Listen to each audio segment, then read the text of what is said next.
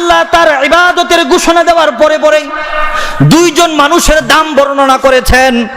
আমি সেই দুইজন মানুষের দাম নিয়ে একটু আলোচনা করার চেষ্টা করব। আল্লাহ বলেন, ওয়াকাদা রাব্বুকা আল্লা তা'বুদু ইল্লা ইয়াহু ওয়া বিল ওয়ালিদাইনি ইহসানা। পৃথিবীর মানুষ যদি আরশে আজিমের নিচে, জমিনের উপরে, কিংবা আরশে আজিমের বাহিরে, কিংবা জমিনের নিচে, নবমণ্ডল, ভূমণ্ডল, পৃথিবীর সমস্ত সীমানার কাঁটাতার পেরিয়ে যদি তুমি বসবাস করো, এরপরেও যদি ইবাদত করো, আমারই করতে হবে। কারণ লা ইলাহা ইল্লাল্লাহ বলে তুমি সাক্ষ্য দিয়েছো আমি আল্লাহ ছাড়া ইবাদতের উপযুক্ত আর কেউ নয়। আওয়াজ দিয়ে বলুন ঠিক কিনা। আমার ইবাদত করার পরে পৃথিবীর মধ্যে, আল্লাহর জমিনের উপরে, আল্লাহর আরশে আজিমের নিচে আমি আল্লাহ এবং আমার বিশ্ব নবীর পরে যদি কোনো মানুষকে মর্যাদার চেয়ারে তোমরা বসাতে চাও, মর্যাদার আসনে বসাতে চাও, দুধের পেয়ালা যদি পান করাতে চাও, কারো পা যদি টিপারও তোমার ইচ্ছে হয়, কারো মাথা থেকে যদি পাকা চুল এনে দিতে ইচ্ছে হয়, আল্লাহ বলেন আল্লাহ তা'বুদু ইল্লা ইয়াহু ওয়া বিল ওয়ালিদাইনি ইহসানা। সেই মানুষটাই হচ্ছে তোমার বাবা এবং মা। আওয়াজ দিয়ে বলুন সুবহানাল্লাহ। তাহলে আল্লাহর ইবাদত করার পর আমাদেরকে সবচেয়ে বেশি মর্যাদা দিতে হবে বিশ্বনবীর পরে পিতামাতাকে। নাকি কোনো সন্দেহ আছে? নাকি কোনো হক্কানি পীরকে? নাকি কোনো ভণ্ড পীরকে? নাকি কোনো মাজারিকে? নাকি কোনো বাজারিকে? নাকি কোনো গাঁজাখুরকে যদি মর্যাদার আসনে বসাতেই হয় আল্লাহ এবং তার নবীর পরে, সেটা হচ্ছে আমার বাবা মা। আওয়াজ দিয়ে বলুন কথা ঠিক কিনা। আল্লাহ বলে দিয়েছেন আল্লাহ তা'বুদু ইল্লা ইয়াহু ওয়া বিল ওয়ালিদাইনি ইহসানা ইম্মা ইয়াবলুগান্না ইনদাকাল কিবারা আহাদুহুমা আও কিলাহুমা। আর মর্যাদার আসনে যখন তোমরা তাদেরকে বসাবে, আর তোমাদের জীবন দশায় যদি তারা বার্ধক্যে উপনীত হয়, তাদের মধ্যে দুইজন কিংবা একজন, আহাদুহুমা আও কিলাহুমা ফালা তাকুল লাহুমা উফফিউ। মানুষ যখন বার্ধক্যের মধ্যে উপনীত হবে তখন তার শিশু সুলভ আচরণ হবে। বলেন তো, আমরা যারা যুবক আছি আমাদের কিন্তু চকলেট খাইতে ইচ্ছে করে না? এই যুবক, চকলেট খাইতে ইচ্ছে করে? যারা যুবক আছে তাদের লাঠি হাতে নিয়ে নাতিদের সাথে খেলা করতে ইচ্ছে করে না? যারা যুবক আছে হঠাৎ করে এদের শীতের দিনের পিঠা খাইতে ইচ্ছে করে না? যারা যুবক আছে এদেরকে হঠাৎ করে ওই খালা শাশুড়িকে দেখতে ইচ্ছে করে না, কারণ তার যৌবনের তাড়না, এই পাওয়ার, এই লোডই তো সে সহ্য করতে পারে না। আওয়াজ দিয়ে বলুন কথা ঠিক কিনা। আল্লাহ বলেন বাবা অথবা মা যখন বৃদ্ধ হয়ে যাবে, ফালা তাকুল লাহুমা উফফিউ। এমন কোন আচরণ বাবা তোমার করতে পারে কিংবা এমন কোন আচরণ তোমার মা তোমার সাথে করতে পারে, সাবধান সাবধান। তোমার মা যত ধরনের আচরণ তোমার সাথে করুক, তুমি শব্দও বলতে পারবে না। আওয়াজ দিয়ে বলুন কথা ঠিক কিনা। সহজে বুঝার জন্য একটা উদাহরণ দিচ্ছি। ধরুন আপনি এক মায়ের একটা সন্তান, নিজে রোজগার করেছেন, নিজে কামাই করেছেন, আপনার টাকার উপার্জিত টাকা দিয়ে 500 টাকার একটা রুই মাছ কিনেছেন। আপনার একটা বোন আছে, আপনার বোনের ছেলে বেড়াইতে আসছে, আপনার ছেলেও খাইতে বসছে। এখন যে রুই মাছের মাথাটা আপনার ছেলের দাদি আর আপনার ভাগিনার নানি, আপনার মা। আওয়াজ দিয়ে বলুন কথা ঠিক কিনা। কিন্তু নানীদের অবস্থাটা হচ্ছে নিজের সন্তানের পাতে, সন্তানের পাতে, অর্থাৎ ছেলের ঘরে নাতির পাতে ছোট মাছ দিয়ে মেয়ের ঘরে নাতির পাতের মধ্যে, প্লেটের মধ্যে একটু বড়টা দিতে পারে। আওয়াজ দিয়ে বলুন কথা ঠিক কিনা। তোমার টাকার রুই মাছ কিনে, তোমার টাকার মাছের মাথা তোমার সন্তানকে না দিয়ে তোমার বোনের সন্তানকে দিতে পারে। আল্লাহ বলেন ফালা তাকুল লাহুমা উফফিউ। তখন তুমি শব্দ বলতে পারবা না। আওয়াজ দিয়ে বলুন কথা ঠিক কিনা। ফালা তাকুল লাহুমা উফফিউ ওয়ালা তানহারহুমা ওয়া কুল লাহুমা কাওলান কারীমা। শব্দ তো বলতে পারবা না। ওয়ালা তানহারহুমা, তাদেরকে ধমক দিয়ে, তাদেরকে বচ্চনার সাথে, তাদেরকে তীক্ষার সাথে, তাদেরকে মস্কারার সাথে কোনো কথা বলতে পারবা না। বুঝতে পেরেছেন? আপনি একটা লুঙ্গি কিনেছেন, এসে বাবাকে বলতেছেন এই যে নেন লুঙ্গি, গত ঈদেও না একটা দিলাম, 2 মাস যাইতে না যাইতে লুঙ্গি কেমনে ছিঁড়ে? আল্লাহ বলেন এই কথাটা তুই বলতে দেরি, আর আমার আরশে আজিম থেকে বান্দা তোর উপর গজব নাজিল হতে দেরি না। বাবার সাথে এরকম কথা বলা যাবে? বাবার সাথে এরকম কথা বলা যাবে? ফালা তাকুল্লাহুমা উফি ওয়ালা তানহারহুমা ওয়া কুল্লাহুমা কাওলান কারীমা। তাহলে তাদের সাথে যখন তোমার কথা বলার প্রয়োজন পড়বে, ওয়া কুল্লাহুমা কাওলান কারীমা, তাদের সাথে তুমি কারিমের সাথে, আজমতের সাথে, মুহাব্বতের সাথে, বিনয়ের সাথে মাথাকে ঝুঁকিয়ে দিয়ে আস্তে আস্তে কথা বলবে। এমন আস্তে আস্তে কথা বলবে যেন তোমার বাবা আর তোমার মা কোনোদিন তোমার কাছ থেকে কোনো বেয়াদবি ধরা না পড়ে। আওয়াজ দিয়ে বলুন সুবহানাল্লাহ। ভাইরা আমার, বন্ধুরা আমার, আজকে সমাজের মধ্যে পিতামাতার মর্যাদা, পিতামাতার শান, পিতামাতার সম্মান আছে দূরের কথা। আজকে সমাজের মধ্যে আমরা অনেক জায়গায় দেখেছি নিজের সন্তান তার জন্মদাতা পিতাকে মারধর করছে, ঠিক না? আপনাদের এলাকায় হয়তো নেই। ঢাকার সৌখিপুরে একজন বৃদ্ধ বাবা একটা অপরাধ করেছে। সে যত বড় অপরাধ করুক, সে জেনা করুক, কিংবা বৃদ্ধ বয়সে একজন মেয়েকে, একজন মহিলাকে বিবাহ করুক, আপনার কাছে অপরাধ হতে পারে। এই বিচার করার দায়িত্ব আপনার হাতে আল্লাহ দেন নাই। আওয়াজ দিয়ে বলুন কথা ঠিক কিনা? আর বিবাহ করা তো এমনিই জায়েজ, এটা তো কোনো খারাপ কাজও নয়। কিন্তু খারাপ কাজ করেও যদি কোনো মহিলার সাথে মেলামেশা করে, এই বিচারটা আপনি করার মতো কোনো অধিকার রাখেন না। আওয়াজ দিয়ে বলুন কথা ঠিক কিনা?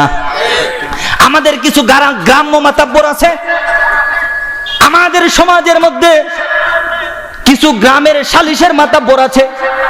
এরা যখন বিচার করে রাত্রে ঘুমিয়ে ঘুমিয়ে চিন্তা করে সকালে কার পক্ষে কথা বলবে, ছেলের পক্ষে বলবে নাকি বাবার পক্ষে বলবে। শেষ পর্যন্ত চিন্তা ভাবনা করে দেখে বাবার চাইতে সন্তানের পাল্লাটা ভারী, বাবার চাইতে সন্তানের সম্মান আর সন্তানের টাকা বেশি। সেহেতু বাবার পক্ষে কথা না বলে মাতাব্বরেরা সন্তানের পক্ষেই কথা বলছে। আওয়াজ দিয়ে বলুন কথা ঠিক কিনা? সৌখিপুরের ঘটনাটা আমি দেখেছি। বাবা অপরাধ করেছে, গ্রামের মাতাব্বরেরা সন্তানের হাতে লাঠি তুলে দিয়েছে, বলেছে তোমার বাবা অপরাধ করেছে বৃদ্ধ বয়সে, এর বিচার আমরা করতে চাই না, এর বিচারটা তুমিই করো। সন্তান হাতের মধ্যে লাঠি পেয়ে সমস্ত মানুষের অপকৌশলে, সমস্ত মানুষের বিভিন্ন রকমের কান পরাতে রেগে মেগে তেজে টকবগ হয়ে নিজের সমস্ত শক্তিটা হাতের মধ্যে এনে ওই লাঠি দ্বারা বাবাকে 100 পিটন দেয়। বাবাটা হাও মাও করে কান্না শুরু করে, বাবার লুঙ্গিটা পর্যন্ত খুলে যায়। বাবা সন্তানের 2টা পা ধরে বলে, বাবা আমাকে মাফ করে দে, আমাকে মাফ করে দে, আমাকে আর মারিস না, আমাকে আর মারিস না। নিষ্ঠুর সন্তানের তখনও হুঁশ হয় নাই, মারতে আছে। আল্লাহর কসম করে বলি, এই ছেলে যদি তার জীবনের মধ্যে 1000 কোটি রাকাত নফল নামাজ আর 100 বার হজরে আসওয়াদ পাথর যদি সে তোয়াফ করে, আল্লাহর কসম করে বলি এই বান্দার দ্বারা ইবাদত হতে পারে, কিন্তু এই ইবাদতের উসিলা করে জান্নাত কখনো পেতে পারে না। জান্নাত পাওয়া যাবে না। কেন জান্নাত পাওয়া যাবে?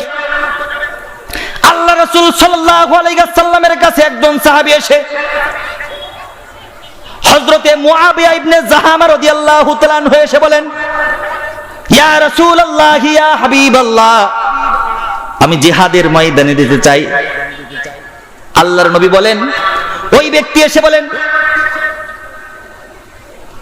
আমি জিহাদের ময়দানে যেতে চাই। আপনি কি বলেন? নবী করিম সাল্লাল্লাহু আলাইহি ওয়াসাল্লাম বলেন, আলাকা মিন উম্মিন, তুমি জিহাদের ময়দানে যেতে চাও, তোমার ঘরে কি তোমার মা আছে? লোকটা এসে বলেন, হ্যাঁ নাম, আমার ঘরে মা আছে। আল্লাহর নবী বলেন, আলজিমহা, জিহাদের ময়দানে যেতে হবে না, মায়ের পায়ের কাছে যাও। জিহাদের ময়দানে গিয়ে শাহাদাত বরণ করলে তোমার যেই মর্তবা হবে, তোমার অসুস্থ মায়ের যদি তুমি সেবা করো, শুশ্রূষা করো, আমি আল্লাহর নবী ঘোষণা করে দিলাম জিহাদের ময়দানের শাহাদাতের সওয়াব তুমি ঘরে বসেই পেতে পারো। আওয়াজ দিয়ে বলুন সুবহানাল্লাহ। শুধু তাই নয়, বিশ্ব নবী, দয়ের নবী, মায়ের নবী, প্যারে নবী, মাহবুবে নবী, সরদার নবী, আকাই নামদার, তাজদারে মদিনা ঘোষণা করে দিলেন জান্নাত তুমি খোঁজো। আমি আল্লাহর নবী বলে দিলাম ইন্নাল জান্নাতা ইনদার রিজলিহা, ইন্নাল জান্নাতা তাহতার রিজলিহা।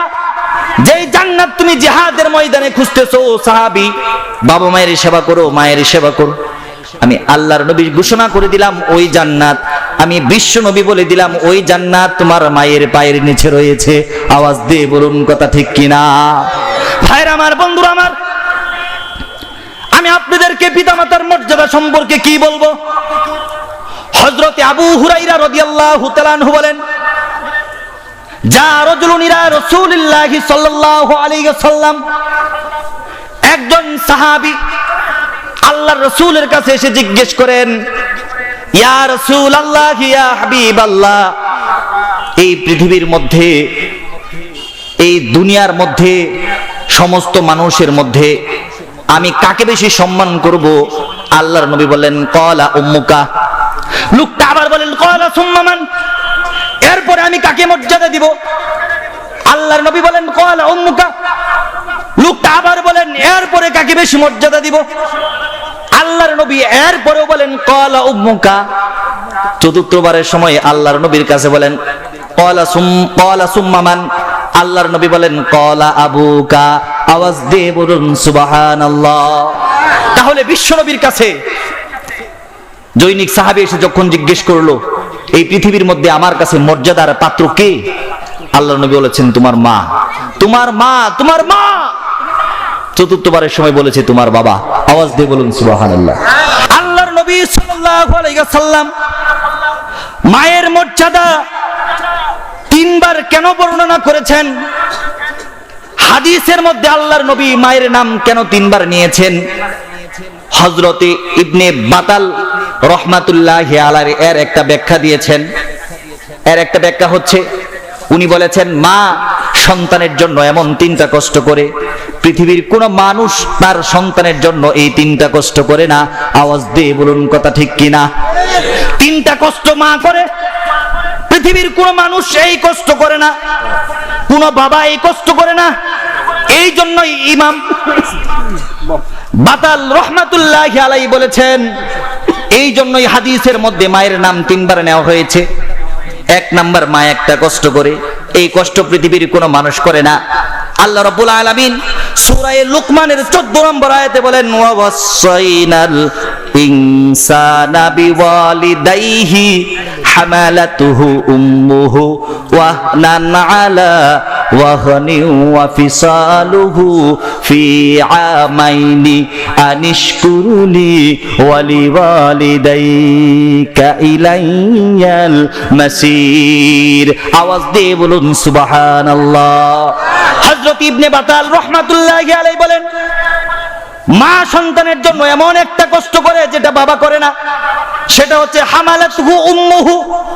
যখন কোন মা তার সন্তানকে একটা বোঝার মতো করে পেটের মধ্যে 10 মাস 10 দিন গর্ভে ধারণ করে, এই ধারণটা কিন্তু বাবা করে না। আওয়াজ দিয়ে বলুন কথা ঠিক কিনা?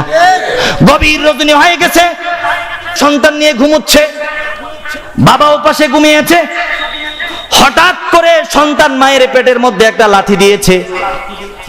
লাথি দেওয়ার পরে মার ঘুম জাগ্রত হয়ে গেছে, মার চোখের মধ্যে পানি। বাবা জাগ্রত হয়ে বলে ওরে সখিনা, তোমার চোখের মধ্যে পানি কেন? এবার চোখটা মুছে ফেলে মুচকি হেসে বলে আমার স্বামী, আমার চোখের মধ্যে কোনো কষ্টের পানি নয়, আমি যখন ঘুমিয়েছিলাম তখন তোমার বাবা আমার পেটের মধ্যে একটা লাথি দিয়েছে, ওই লাথির কারণে আমার চোখের মধ্যে পানি চলে এসেছে। আওয়াজ দিয়ে বলুন সুবহানাল্লাহ। আমাদের সমাজের কিছু মানুষ আছে, আমরা যখন মাকে অল্প টাকা দিয়ে কোনো সেবা করতে পারি, যখন কোনো ভালো খাবার দিতে পারি, যখন কোনো ভালো পোশাক দিতে পারি, তখন আমরা গর্বের সাথে মনে করি মনে হয় আমার মায়ের সেবা যত্ন আমি করে শেষ করে দিয়েছি। আওয়াজ দিয়ে বলুন কথা ঠিক কিনা? কোনদিন মায়ের সেবা যত্ন করে শেষ করার মতো নয়। আল্লাহ রাসূল সাল্লাল্লাহু আলাইহি ওয়াসাল্লামের সামনে একজন সাহাবী এসে বলেন, ইয়া রাসূলুল্লাহ, ইয়া হাবিবাল্লাহ, আমি তো আমার মায়ের মর্যাদার হক আদায় করে দিয়েছি, আমার মায়ের হক আমি আদায় করে ফেলেছি। রাসূল আকরাম সাল্লাল্লাহু আলাইহি ওয়াসাল্লাম বলেন, সাহাবী, নিজের মাকে ওইভাবে দেখতে পারি নাই। দুতমা হালিমাতুস সাদিয়া এখনো উনি যেই রাস্তা দিয়ে আসেন আমার কাছে আসার পরে আমার নিজের মাথার রুমালটা আমি হালিমাতুস সাদিয়ার পায়ের নিচে বিছিয়ে দেই। আর তুমি বলো তুমি মায়ের সেবা যত্ন করে শেষ করে ফেলেছো, মায়ের হক তুমি আদায় করে ফেলেছো। সাহাবী, বিষয়টা কি আমাকে একটু বলো। আল্লাহর নবী, আমার মা বিগত 10 বছর ধরে ঘরের মধ্যে পড়ে আছে, আমার মায়ের সমস্ত হক সমস্ত সেবা আমি করে থাকি। আল্লাহর নবী, আমার মা হঠাৎ করে আমাকে বলে, বাবা 10 বছর আমার সেবা তুমি করেছো, কিংবা এর চাইতে একটু কম বা বেশি, আমি তোমার প্রতি সন্তুষ্ট বাবা। আল্লাহর কাছে দোয়া করি আল্লাহ তোমাকে জান্নাত দিবে। তোমার কাছে আমার শেষ একটা আবদার রয়েছে। সন্তান বলে, মা শেষ আবদার আমার কাছে, বলো দেখি কি তোমার আবদার। এবার মা বলে সন্তানকে, শোনো বাবা, তোমার কাছে আমার একটা আবদার, সেটা হলো আমি বাইতুল্লাহ শরীফ জিয়ারত করতে চাই, আমি হজ করতে চাই। আল্লাহর নবী, আমার বাড়ি থেকে প্রায় কয়েকশো মাইল দূরে মক্কা, আমার মাকে আমি একটা ঝুড়ির মধ্যে ভরে আমি মাথার মধ্যে নিয়েছি, কয়েকশো মাইল রাস্তা পাড়ি দিয়েছি, মক্কা শরীফের মধ্যে নিয়ে গিয়েছি। হজরে আসওয়াদ পাথর আমি মায়ের ঠোঁটের সামনে ধরেছি। মক্কা শরীফটাকে আমি, কাবা শরীফটাকে আমি 7 বার প্রদক্ষিণ করেছি। মা কোথায়? বলেন, মা কোথায়? সন্তানের মাথায় আল্লাহর নবীর চোখ দিয়ে জল এসে যায়। বলেন, তারপরে তুমি কি করেছো? এরপরে মিনায় গিয়েছি, এরপরে মুজদালিফায় গিয়েছি, এরপরে আরাফার ময়দানে গিয়েছি। হজের সমস্ত হুকুম আহকাম পূরণ করে আবার কয়েকশো কিলোমিটার পথ অতিক্রম করে মাকে নিয়ে বাড়িতে এসেছি। আমার মা বাড়িতে এসে 2টা হাত আকাশের দিকে তুলে আমার জন্য দোয়া করেছে, সন্তান আমি তোমার প্রতি খুশি হয়ে গিয়েছি, আল্লাহ যেন তোমার প্রতি খুশি হয়। আল্লাহর নবী চোখের জল ছেড়ে দিয়ে বলেন, সাহাবী রে, তোমার মা তোমার প্রতি খুশি, এতে তুমি জান্নাত পাবা নিশ্চিত, কিন্তু মায়ের হক তুমি 1000 ভাগের 1 ভাগ আদায় করতে পারো না। মায়ের হক তুমি আদায় করতে পারো না। শুধু তাই নয়, মায়ের যেই সেবা তুমি করেছো সেটা নজিরবিহীন। এই সেবার পাশাপাশি তোমার শরীরের সমস্ত চামড়া কেটে যদি তোমার মায়ের পায়ের নিচে বিছিয়ে দাও, এই পায়ের নিচের চামড়া দিয়ে তোমার মা যদি সারা জীবন আগুনের মধ্যে, পানির মধ্যে, রোদের মধ্যে, মরুভূমির মধ্যে হাঁটে, তোমার চামড়া গলে গলে যদি পানি হয়, আমি বিশ্ব নবী বলে দিলাম, এরপরেও বান্দা তুমি বিশ্ব নবী আমি বলে দিলাম, তোমার মায়ের হক আদায় করে শেষ করতে পারবা না। আওয়াজ দিয়ে বলুন সুবহানাল্লাহ। তাহলে মায়ের হককে আদায় করা সম্ভব। একজন সাহাবী মায়ের হক আদায় করে শেষ করতে পারে নাই। বিশ্ব নবী সাল্লাল্লাহু আলাইহি ওয়াসাল্লাম নিজের জীবনের সবচাইতে দামি সম্পদগুলো দিয়ে মায়ের সেবা করে গিয়েছেন। দুধ মায়ের সেবার জন্য নিজের মাথার পাগড়ি খুলে দিয়েছেন। আর কি দেওয়ার আছে? এরপরেও মায়ের হক আদায় করে শেষ হওয়ার নয়। আওয়াজ দিয়ে বলুন কথা ঠিক কিনা? আওয়াজ দিয়ে বলুন কথা ঠিক কিনা? কেন কেন কেন? সূরা লুকমানের 14 নম্বর আয়াতে যে আল্লাহ বলেছেন, হামালাতহু উম্মুহু, কারণ তোমার মা তোমাকে গর্ভে ধারণ করেছে, এই কারণেই তুমি মায়ের হক আদায় করে শেষ করতে পারবে না। মায়ের হক আদায় করে শেষ করার নয়। এরপরে মায়ের আরেকটা গুণ আছে, আরেকটা গুণ হচ্ছে মায়ের প্রসব ব্যথা। আওয়াজ দিয়ে বলুন সুবহানাল্লাহ। মায়ের যখন প্রসব ব্যথা শুরু হয়েছে, মায়ের বয়স তখন মাত্র 15-16 বছর, সে নিজেও একটা বাচ্চা। আওয়াজ দিয়ে বলুন কথা ঠিক কিনা?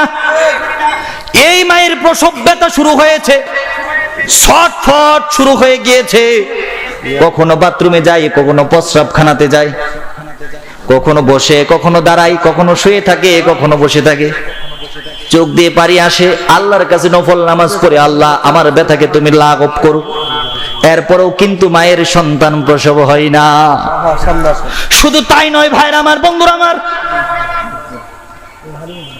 আমি দেখেছি, আমি শুনেছি, দুনিয়ার মধ্যে অনেক মা আছে যারা সন্তান প্রসব করতে গিয়ে নিজের কাপড় চোপড় পর্যন্ত নষ্ট করেছে, 2 বার 3 বার প্রস্রাব করেছে, পায়খানা করেছে, বমি করেছে একাধিকবার, এরপরেও সন্তান প্রসব করার ব্যথা তার শেষ হয় না।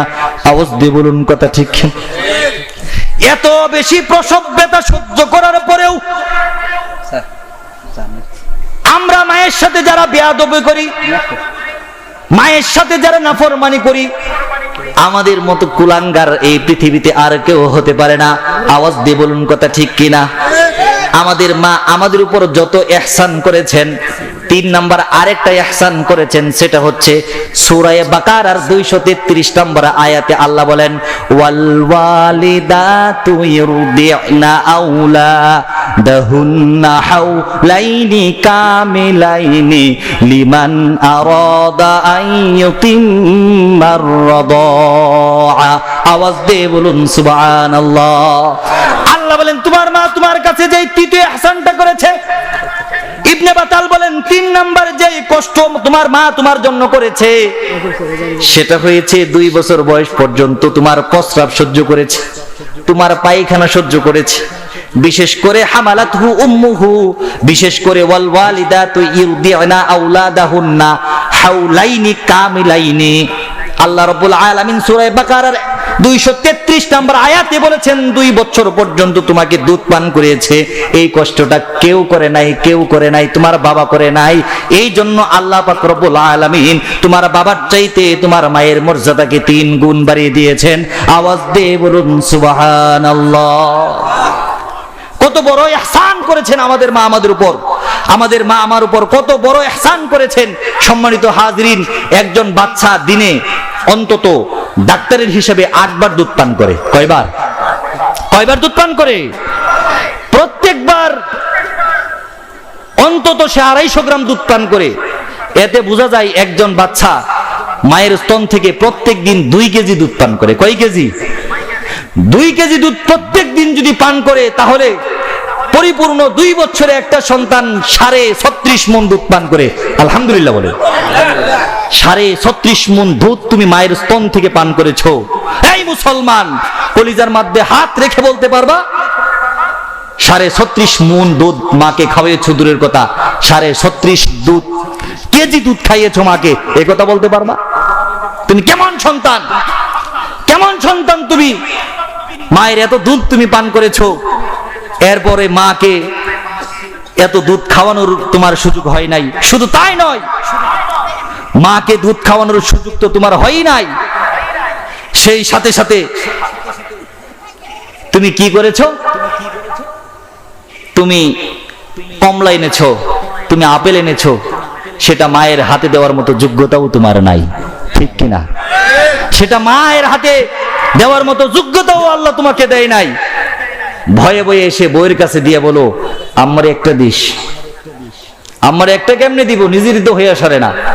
নিজে তো খাইছে 4টা, বাচ্চার জন্য রাখছে 5টা, এরপরে 6টা রাখছে, 3টা পড়ছে, আর 3টা কোন রকমে বাপের বাড়িতে পাঠাইতে পারছে। আওয়াজ দিয়ে বলুন কথা ঠিক কিনা? নিজেরই তো হয় না, মাকে দিবে কখন? এই জন্য এই পৃথিবীতে মায়ের চাইতে বাবার চাইতে বড় সম্পদ হইতে পারে? বড় সম্পদ হইতে পারে? বড় সম্পদ হইতে পারে না।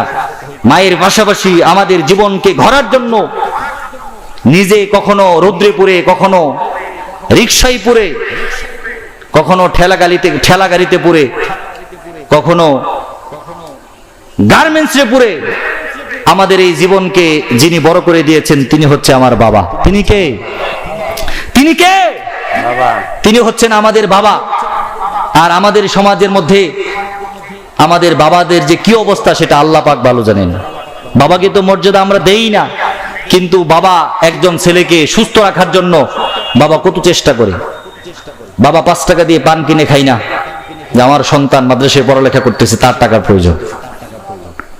বাবা 10 টাকা রিক্সা ভাড়া দিয়ে বাড়িতে আসে না বাজার নিয়ে, আমার সন্তান ভার্সিটিতে পড়ালেখা করে, তার টাকার প্রয়োজন। ঠিক না? কিন্তু আমরা বাবার সেই কষ্টের মর্যাদা একেবারেই রাখি না। বিশেষ করে আজকে যারা আমরা ভার্সিটি পড়ুয়া লেভেলের ছেলে আছি, আমরা বাবার কষ্ট তো একটুও বুঝি না। আমরা মনে করি বাবা আমাকে 2 লাখ টাকা দিয়ে মোটরসাইকেল কিনে দিল না কেন? আমরা মনে করি বাবা আমাকে ল্যাপটপ কিনে দিল না কেন? কিন্তু বাবা চিন্তা করে 2 লক্ষ টাকা দিয়ে মোটরসাইকেল কিনে দেব, আমার তো একটু পরিশ্রমের টাকা যাবে। কিন্তু এই মোটরসাইকেল দেওয়ার পরে যদি আমার সন্তানের অ্যাক্সিডেন্ট হয়ে যায়, আমার সন্তান ইন্তেকাল করে, তাহলে যেন আমার জীবনটাই চলে যাবে। আওয়াজ দিয়ে বলুন কথা ঠিক কিনা? বাবা চিন্তা করে আমি যেই অ্যান্ড্রয়েড ফোন কিনে দেব, আমি যেই ল্যাপটপ কিনে দেব, আমার তো মাত্র শরীরের ঘাম যাবে আর কিছু টাকা যাবে। কিন্তু এই মোবাইল কিনে দেওয়ার পরে যদি কোনো নর্তকী মেয়ের সাথে, কোনো ছোট ঘরের মেয়ের সাথে ফোনে কথা বলতে বলতে সাক্ষী ছাড়া কাজে অফিসে গিয়ে কিংবা কোনো পার্কের ঢালে বসে বিয়ে করে, তাহলে আমার যেন জীবন যাবে। আওয়াজ দিয়ে বলুন কথা ঠিক কিনা? আমাদের সমাজের যুবক ছেলেরা বুঝে না। আমি আপনাদেরকে একটা ঘটনা শোনাতে চাই। ইয়াহইয়া নামে একটা ছেলে, বিশ্ববিদ্যালয় পড়ুয়া একটা ছেলে, উনি বলেন আমি বাবাকে ফোন করেছি, বাবা আমাদের ভার্সিটি থেকে আমরা কক্সবাজার সফরে যাব, আমার 10,000 টাকার প্রয়োজন। বাবা ফোনে আমাকে না করেছে, না তোমার সফরে যাওয়া হবে না। মনক্ষুণ্ণ হয়ে বাড়িতে আসলাম। বাড়িতে আসার পরে মাকে বলেছি, মা আমার বন্ধু যাবে, বান্ধবী যাবে, আমার টিচার যাবে, আমার শিক্ষিকা যাবে, সব মানুষ মিলে কক্সবাজারে যাবে। মা আমি যদি কক্সবাজারে না যাই তাহলে আমার সম্মান নষ্ট হবে, মানুষে মনে করবে আমি গরিব ঘরের ছেলে, আমার মনে হয় বাবার কোনো টাকা নেই। মা গো তুমি আব্বাকে একটু বুঝিও যেন আমার 10,000 টাকার ব্যবস্থা করে দে। বলেন তো আমরা যখন বাবার কাছে কিছু চাই, মার মারফতেই তো কিন্তু চাই, ঠিক না? কারণ নরম জায়গা তো, মাদেরকে নরম বানিয়েছেন কে? আল্লাহ নরম বানিয়ে দিয়েছে। এবার মা রাত্রে ঘুমানোর সময় আমার বাবাকে কানে কানে বলে, ও ইয়াহইয়ার বাবা, ছেলেটা কক্সবাজারে যেতে চায়, 10,000 টাকার আবদার করেছে, ছেলের জন্য কত লক্ষ লক্ষ টাকা খরচ করেছো, 10,000 টাকা দেও না, ছেলেটা একটু মজা করে আসুক, একটু ঘুরে আসুক। ছেলের বাবা বলে ঠিক আছে টাকা দেব নি। আগামীকাল 2 তারিখ ছেলেকে এসে বলে, বাবা তোমার কক্সবাজারে যাওয়া রেডি, কোনো সমস্যা নেই, 5 তারিখে তোমরা যাচ্ছ, 4 তারিখে এসে আমি তোমাদেরকে টাকা দিব। আজকে 2 তারিখ, আমি 3 দিনের নেশাবে যাচ্ছি বাবা। আমার যে কাপড়ের দোকান আছে, দোকানের মধ্যে 2টা কর্মচারী আছে, তুমি তো কখনো ব্যবসায়ী বসো না, আমি তোমাকে বসতেও বলি না। বাবারে এই 3টা দিন তুমি দোকানদারি করো, আমি নেশাব থেকে এসেই তোমাকে 10,000 টাকা দিব। এমন ঘটনা কি আমাদের সমাজে ঘটে না? ছেলে তো মহা খুশি, 10,000 টাকা দিবে। নিজের বান্ধবীকে নিয়ে কোনো হোটেলে পেলে, সুযোগ পেলে হোটেলে বাগ বসাবে। আওয়াজ দিয়ে বলুন কথা ঠিক কিনা?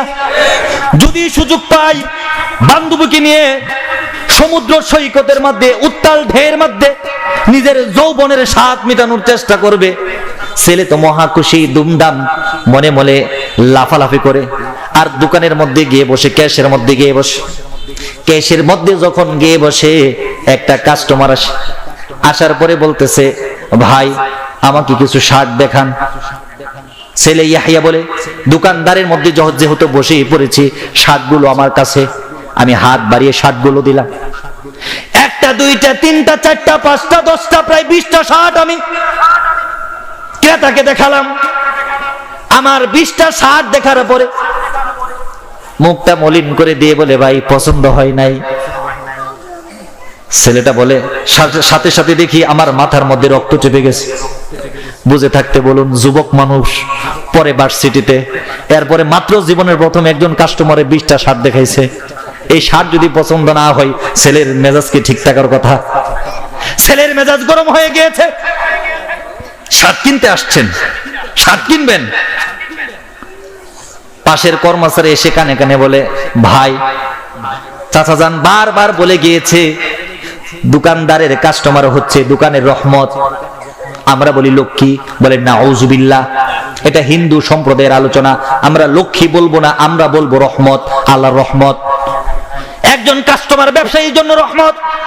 চাচা জান বলেছে কাস্টমারের সাথে খারাপ আচরণ করা যাবে না। ছেলেটা বলেন ঠিক আছে, ভুল হয়ে গিয়েছে।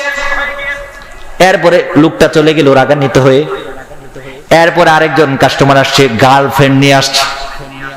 এখন চিন্তা করেন, বলে জামা দেখান, দেখাইলাম জামা। এরপরে বলেন পাখি জামা দেখান, আমি তো পাখি জামা চিনি না ভালো করে। ছেলেটারা বললাম দে পাখি জামা, এরপরে দিল পাখি জামা। এরপরে বলে আরেকটু দামের মধ্যে দেখান, এরপরে আরেকটু দামের মধ্যে। এরপরে বলে আরেকটু উন্নত মানের দেখান, এরপরে আরেকটু উন্নত মানের। এরপরে বলে আরেকটু দামের মধ্যে দেখান। আমার মাথার মধ্যে রক্ত উঠে গেল। আমি বললাম মিয়া গার্লফ্রেন্ড নিয়ে দোকানে আসছো মার্কেট করতে নাকি মজা করতে আসছো? ফাইজলামি করো, দোকান থেকে বের হয়ে যাও। ছেলেটা আবার আমার কানে কানে এসে বলেন ভাই মাপসাই, কাস্টমার তো কত ধরনের হয়ে থাকে, কখনো গার্লফ্রেন্ড নিয়ে আসবে, কখনো বয়ফ্রেন্ড নিয়ে আসবে, কখনো মা নিয়ে আসবে, কখনো টাকা নিয়ে আসবে, কখনো টাকা ছাড়া আসবে, কিন্তু কাস্টমারের সাথে কোনোদিন খারাপ আচরণ করা যাবে না। আওয়াজ দিয়ে বলুন কথা ঠিক কিনা? ছেলেটা একদিন দোকানদারি করতে করতে মাত্র 2-3 হাজার 4 হাজার টাকার বেচা কিনা। যখন সন্ধ্যা হয়ে গেল আরেকজন ভদ্র মহিলা আসলো, বলল বাবা শাড়ি দেখাও। এখন বলেন তো আমাদের সমাজের মেয়েদের কি মার্কেটে গেলে পেট ভরে নাকি? মার্কেটেতে যাই রে আপা, মার্কেটেতে যাই, জাতমানকুল সবই গেল, ইমান রাখা দায়। মার্কেটেতে গিয়ে আপা জুড়ে চাপা মারে, পুরুষেরা সন্তান নিয়ে পিছে পিছে ঘুরে। এতদিন দেখছি আমি পুরুষেরা করছে গিয়ে হাট, এখন দেখি ম্যাডাম ফুলি চয়েস করে শার্ট। উপরে কাটা নিচে ফাটা গাই দিয়ে জামা, এই জামা আনছে নাকি বিদেশ ফেরত মামা। আওয়াজ দিয়ে বলুন কথা ঠিক কিনা? আরে বৃদ্ধা বেটি মেকআপ মেরে হয়ে যায় সেরি, শয়তান কত করে আমি শাশুড়ি আম্মা মনে করি। আওয়াজ দিয়ে বলুন কথা ঠিক কিনা? সন্ধ্যা হয়ে গেল, এবার সন্ধ্যার সময় মাগরিবের আজান দিচ্ছে। মহিলা 10টা 20টা শাড়ি দেখার পরে একটা 2000 টাকা দামের শাড়ি পছন্দ করেছে। এবার বলেছে বাবা এই শাড়িটা প্যাকেট করে দিয়ে দেও, তোমার আঙ্কেল যেদিন বেতন পাবে, বেতন পাওয়ার পরে টাকা দিয়ে যাব। বলেন তো কাস্টমার যখন দোকানে আসে মুখের মধ্যে হাসি থাকে, কিন্তু যখন দোকান থেকে চলে যায় তখন লাইট দিয়েও তাকে খুঁজে পাওয়া যায় না। ছেলেটা রাগ হয়ে গেল, সারাদিন হলো বেচা কিনা মাত্র 4-5 হাজার টাকা। এখন সন্ধ্যাবেলা আইছে বাকির জন্য, কারো বাকি দিতেছি। আওয়াজ দিয়ে বলুন কথা ঠিক কিনা? না না আন্টি, মাগরিবের আজান দিচ্ছে, সন্ধ্যার সময় বাকি দেওয়া যাবে না। তাছাড়া আব্বা গিয়েছে জামাতে, আমার বাকি দেওয়ার কোনো রাস্তাই নেই। 1 দিন 2 দিন 3 দিন দোকানদারি শেষ হয়ে গেল। ছেলে চিন্তা ভাবনা করলো, 3 দিনে আমি 15 থেকে 20 হাজার টাকা সেল করেছি, 15 থেকে 20 হাজার টাকা আমি বিক্রি করেছি। 15 থেকে 20 হাজার টাকা বিক্রি করার পরে আমি শিক্ষিত মানুষ, আমি বুঝে গিয়েছি 15 হাজার টাকার মধ্যে হয়তো মাত্র 3 থেকে 5 হাজার টাকা লাভ হয়েছে, এর বেশি নয়। আওয়াজ দিয়ে বলুন কথা ঠিক কিনা? 3 দিন পরে ছেলের মাথার টনক লড়ে গেল। হাই রে হাই করলাম কি, 10 হাজার টাকা বাবার কাছে আবদার করলাম, 10 হাজার টাকা দেখি আবদার করলাম। 10 হাজার টাকা ইনকাম করতে বহু সময় লাগে। বাবা এরই মধ্যে জামাত থেকে চলে আসছে, রাত বাজে 9টা। ছেলেটা তার পরের টেবিলের মধ্যে মাথার মধ্যে হাত দিয়ে দিয়ে ভাবে হাই রে হাই করলাম কি, 3 হাজার টাকা উপার্জন করতে পারলাম না 3 দিনে। আর বাবা সারা জীবন দোকানদারি করে, সকাল 8টার সময় যা, রাত্রি 12টার সময় আসে।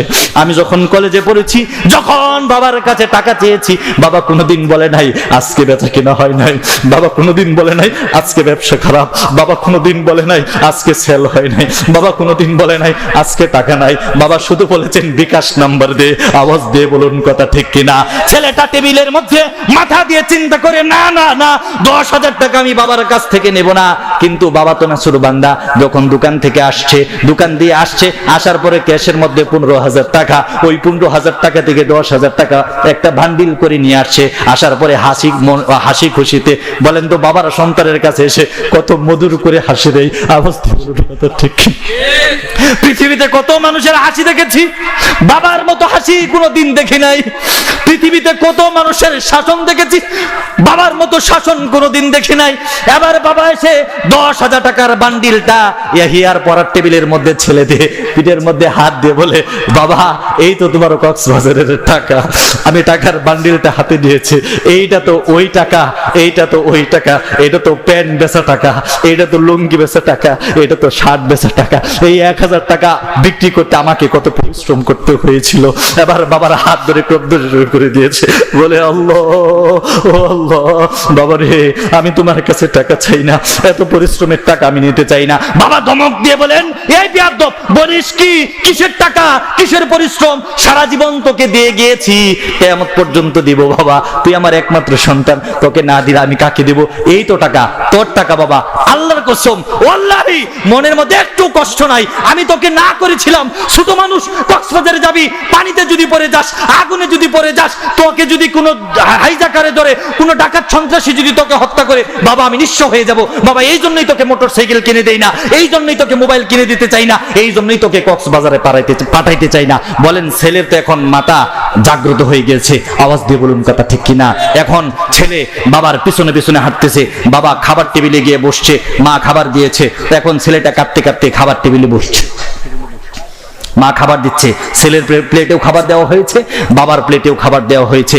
যখন খাবার দেওয়া হয়েছে ছেলে কাঁদতেছে, ছেলে বলতেছে, বাবা ও বাবা, 3 দিন দোকানদারি করেছি, 3000 থেকে 5000 টাকা লাভ করতে পারি নাই, তোমার সারা দিনের পরিশ্রম, দোকান ভাড়া দিয়ে 2টা শ্রমিক খাটিয়ে 10,000 টাকা আমাকে দিতে চাও, এই 10,000 টাকা নিয়ে আমি ফুর্তি করতে চাই না, সমুদ্রের উত্তাল তরঙ্গ দেখে আমি 10,000 টাকা নষ্ট করে দিতে চাই না। বাবা তোমার পায়ে পড়ি, আমি কক্সবাজারে যাব না, আমি কক্সবাজারে যাব না, আমাকে মাফ করে দাও। এখন বাবা ওই টেবিলের মধ্যে বসে, আপনারা বুঝে থাকলে বলুন, বাবা যদি কোনোদিন কান্না করে তাহলে কিন্তু কান্না করতে লজ্জা পাই, যত কষ্টই হোক পুরুষ মানুষের, বউয়ের সামনে কাঁদে না, মায়ের সাথে কান্দে না, সন্তানের সামনেও কাঁদতে চাই না। এখন বাবা খাবার টেবিলের মধ্যে বসে চোখ দিয়ে জল আসে, আর স্ত্রীকে ডেকে বলে, ও আমার প্রাণপ্রিয় স্ত্রী, আজকে তরকারির মধ্যে জাল বেশি হয়ে গেছে, জাজ বেশি হয়ে গেছে, জাজের কারণে আমার চোখের মধ্যে পানি চলে এসেছে। আওয়াজ দিয়ে বলুন কথা ঠিক কিনা?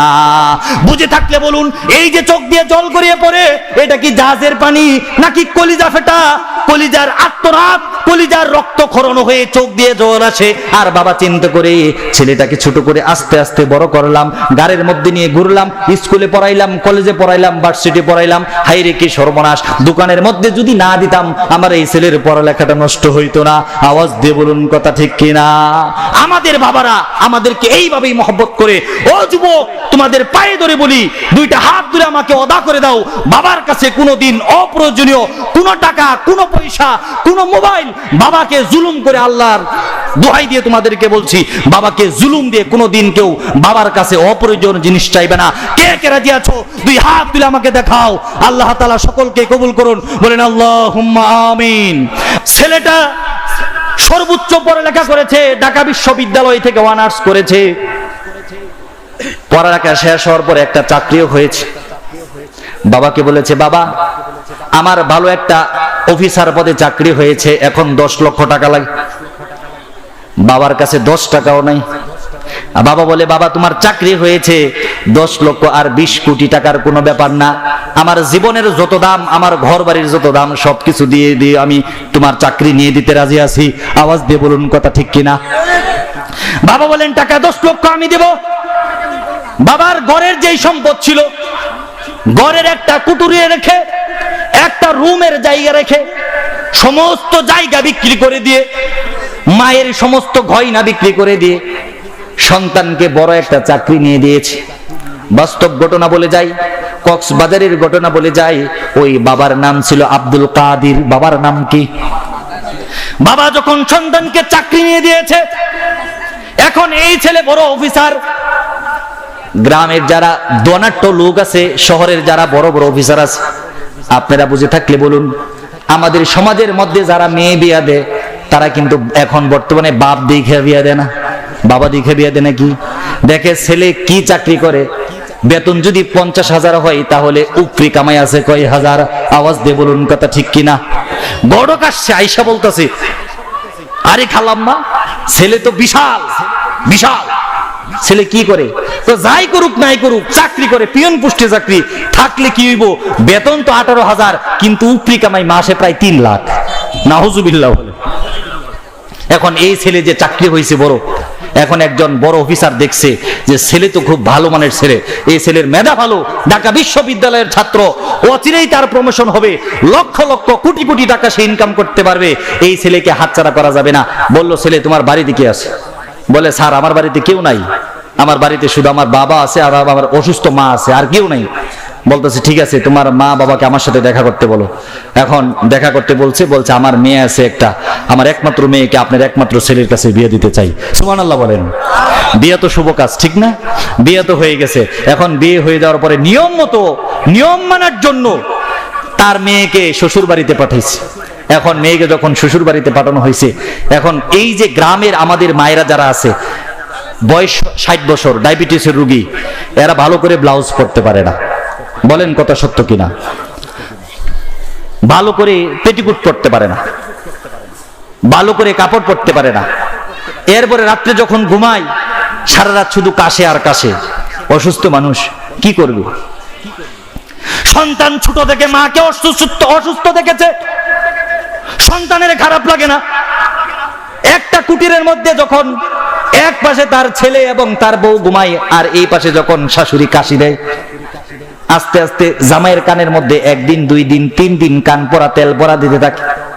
বলে তুমি গ্রাজুয়েট, তুমি ভালো স্টুডেন্ট, ভালো চাকরি করো, আমিও শিক্ষিত, চলো ঢাকা চলে যাই, তুমিও চাকরি করবে আমিও চাকরি করব, বাবা মার জন্য মাসে মাসে টাকা পাঠাইবা, সমস্যাটা কি?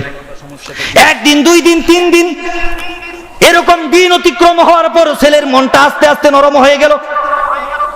ছেলে চিন্তা করে, আমার বউ তো আমাকে খারাপ কোনো যুক্তি দেয় না, আমরা যদি ঢাকা চলে যাই ইনকাম হবো বেশি, বাবা মার জন্য কিছু টাকা পাঠিয়ে দেব।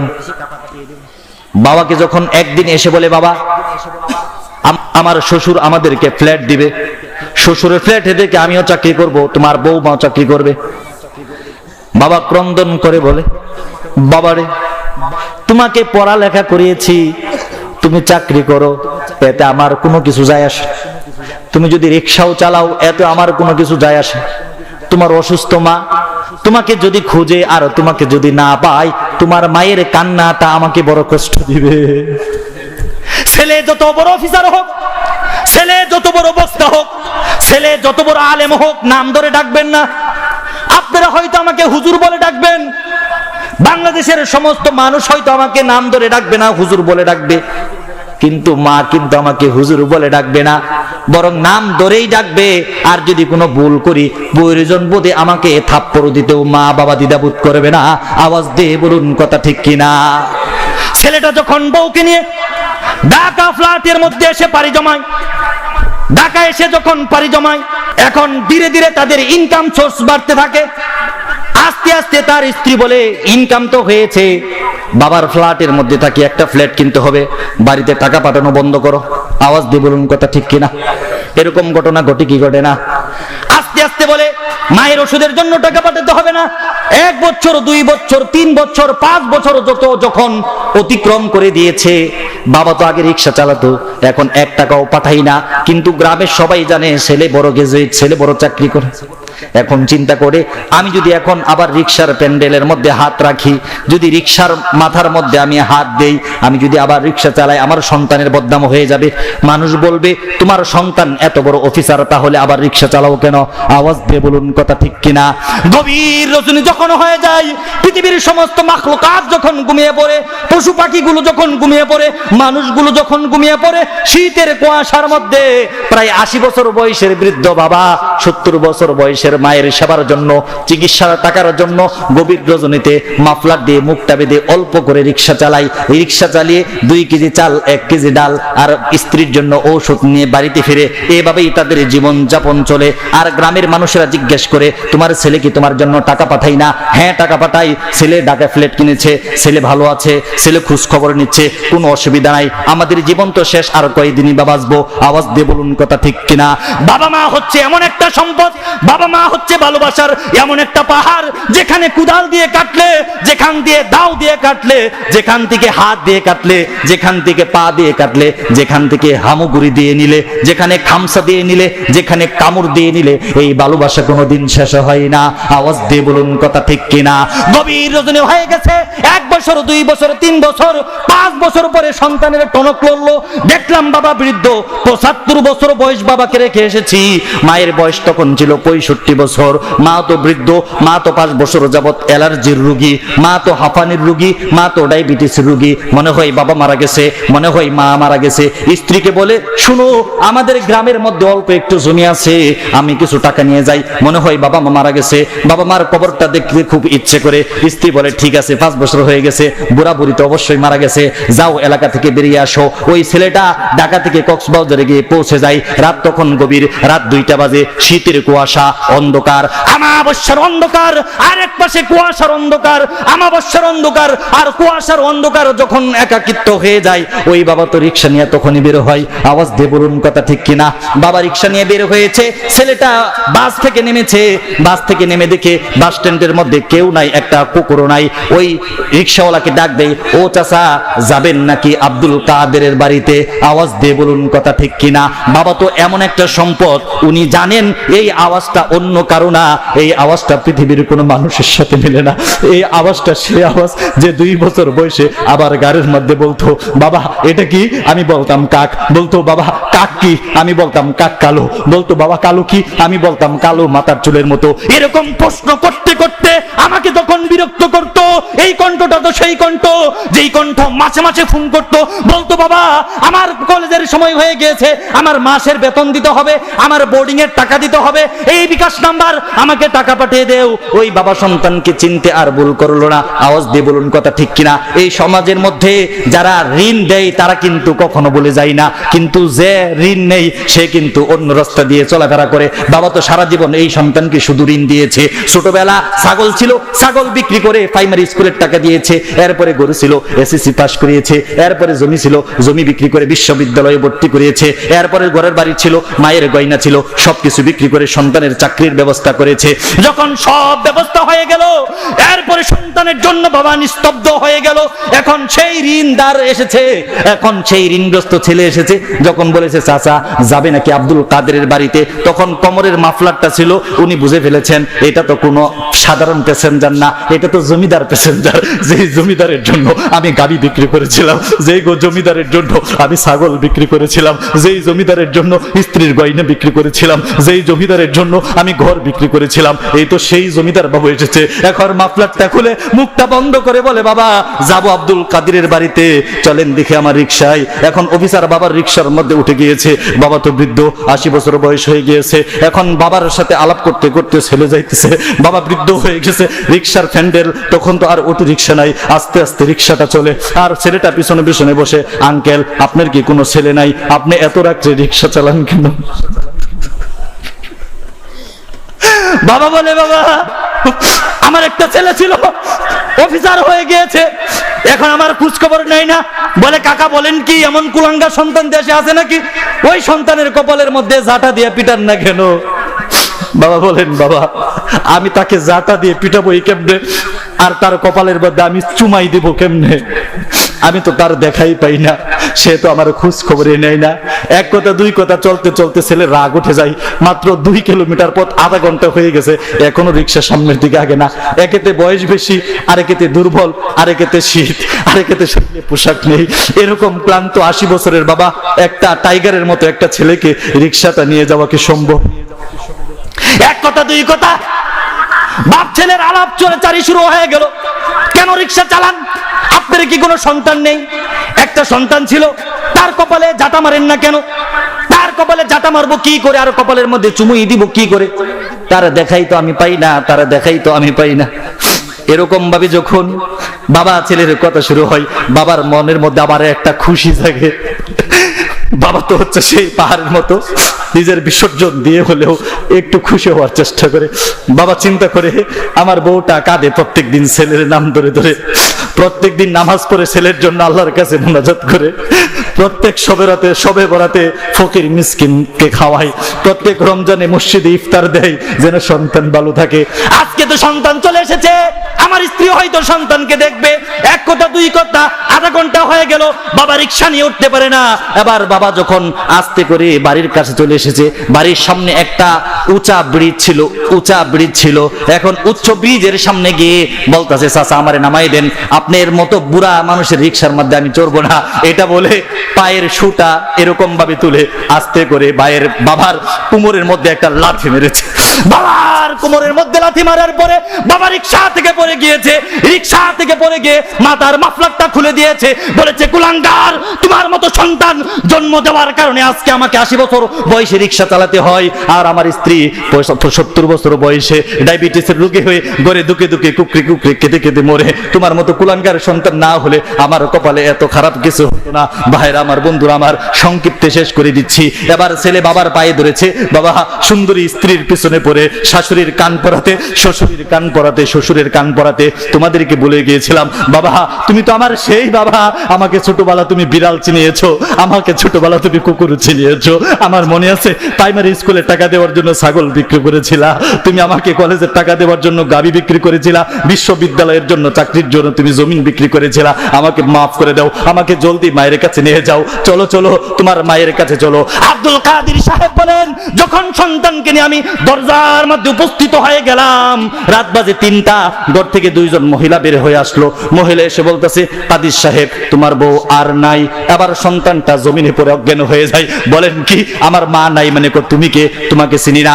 এবার কাদের সাহেব কাঁদতে কাঁদতে বলতেছে, ও মহিলারা রে, 80 বছর বয়সে যে স্ত্রীর ডাল জোগাড় করার জন্য, চাল জোগাড় করার জন্য, ওষুধ জোগাড় করার জন্য, আমি স্ত্রীকে সেবা শুশ্রূষা করার জন্য 80 বছর বয়সে রিকশা চালাচ্ছি। ওই স্ত্রী ইন্তেকালের সময় আমার ব্যাপারে কি বলে গেল? এবার মহিলারা কেঁদে কেঁদে বলে, কাদের সাহেব আপনার ব্যাপারে কিছু বলে যায় নাই তো কার ব্যাপারে বলে গিয়েছে? কার ব্যাপারে বলে গিয়েছে? মরার সময় কার কথা বললো? এবার মহিলাগুলো কাঁদতে কাঁদতে কাঁদতে বলে, আপনাদের নাকি একটা সন্তান আছে, ছেলেটা নাকি ঢাকায় থাকে। এবার ছেলে তো সামনে দাঁড়ানোই আছে। এবার ওই মহিলারা বলতেছে, আপনার স্ত্রী বলে গিয়েছে আমার স্বামীকে বলবে আমার সন্তান যতক্ষণ পর্যন্ত আমার সামনে না আসবে ততক্ষণ পর্যন্ত 1 ফোঁটা পানি আমি মুখের মধ্যে দেব না। আওয়াজ দিয়ে বলুন সুবহানাল্লাহ। আপনার স্ত্রী পানির পিপাসায় 1 ফোঁটা পানিও মুখে দেয় নাই, পানি মুখে না দিন ইন্তেকাল করেছে।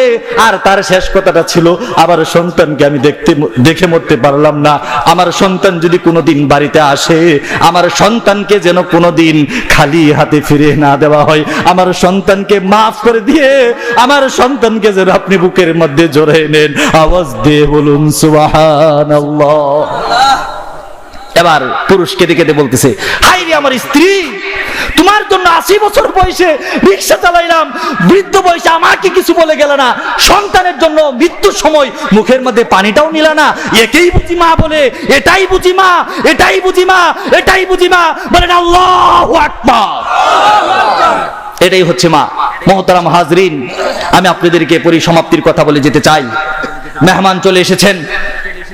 আজকে আমাদের সমাজে পিতামাতার বেইজ্জতি হচ্ছে, সেটা একদিক দিয়ে। আরেক দিক দিয়ে ইসলামকে ধূলিসাৎ করে দেওয়ার জন্য, বাংলার জমিন থেকে ইসলাম নামক বৃক্ষকে কেটে ফেলার জন্য গোটা পৃথিবীর নাস্তিক রাম আর বাম একই নৌকার মধ্যে উঠে পড়েছে। আওয়াজ দিয়ে বলুন কথা ঠিক কিনা? আজকে ইসলামকে ধূলিসাৎ করে দেওয়ার জন্য নাস্তিক কখনো কখনো কখনো যুবক হচ্ছে, কখনো কখনো বৃদ্ধ হচ্ছে, কখনো কখনো গণজাগরণ মঞ্চ তৈরি করছে, কখনো কখনো মুক্তিযুদ্ধ নামে মঞ্চ তৈরি করে ফেলে বাংলাদেশ থেকে ইসলাম নামক বৃক্ষকে চিরতরে কেটে ফেলার মতো দুঃসাহস করছে। আওয়াজ দিয়ে বলুন কথা ঠিক কিনা? কখনো কখনো আলেমদেরকে রাজাকার বলছে, কখনো কখনো আলেমদের গার মটকে ফেলার মতো দুঃসাহস করছে, কখনো কখনো আলেমদেরকে আলিফ বা তা সা জিম হা খা শেখাচ্ছে। আওয়াজ দিয়ে বলুন কথা ঠিক কিনা? কখনো কখনো আল্লামা মামুনুল হক, জুনায়েদ বাবুনগরী এবং মুফতি ফয়জুল্লাহ দামাত বারাকাতুহুম মাদ্দাজিল্লাহুল আলিয়ার বিপক্ষে মিথ্যা ষড়যন্ত্র মামলা করছে। আওয়াজ দিয়ে বলুন কথা ঠিক কিনা? আমি তোমাদেরকে বলতে চাই, তোমরা ভেবেছো আল্লামা মামুনুল হককে, জুনায়েদ বাবুনগরীকে, মুফতি